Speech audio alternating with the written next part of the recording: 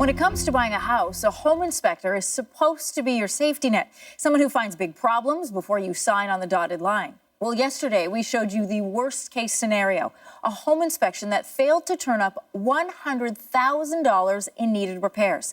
Well, tonight, in part 2 of our series, Behind Four Walls, Natalie Kalata is helping us avoid that kind of a disaster. And Natalie, how can people make sure that they hire a qualified home inspector? Well, there is a wide range of home inspectors out there, so it's really up to you. References are key. Asking about their past experience. Do they have experience in a trade or in construction? Why did they get into the business in the first place? There is no provincial regulation, so anyone can call themselves a home inspector here in Ontario. And that's why there is a call for the province to get involved. When I'm on the roof, I'm taking a look at the venting, taking a look at the eave troughs, I'm taking a look at the chimney. When it comes to buying a house, it can be more important than selecting the right real estate agent. There's no rules or regulations as to what a home inspector does. Anybody can print a business card and call themselves a home inspector. Bruce McClure literally wrote the book on home inspections. He says too many inspectors get it wrong too often. That's the problem with home inspectors, that if they don't know what they're looking at, they need to say, I don't know what I'm looking at, instead of scaring people with false information. Take this house.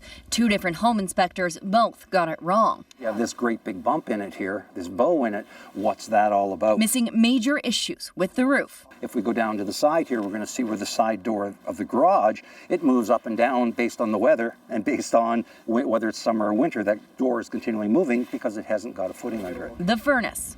As soon as I took the door off, the smell of gas knocked me over. The plumbing. And upstairs, you'd flush the toilet, and you could watch it all go by. And the first home inspector didn't say anything about that? Didn't say anything about it, didn't see it. How do you miss floating poop?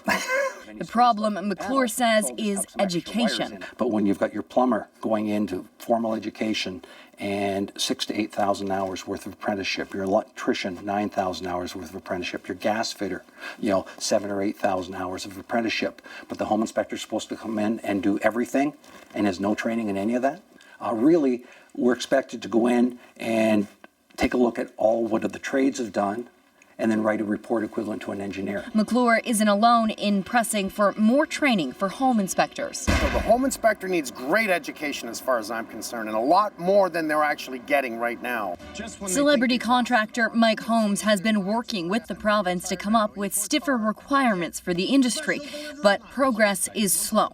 But I don't really think the politicians or government or licensing bureau knows what to do with the home inspection industry. In the meantime, it's up to buyers to do their homework when finding a home inspector. Somebody that has experience in the trades, carpentry, electrical, all of the above, a general contractor, not someone that just thinks because the boom is here to get into the industry. Are home buyers protected then? At this point in time, no.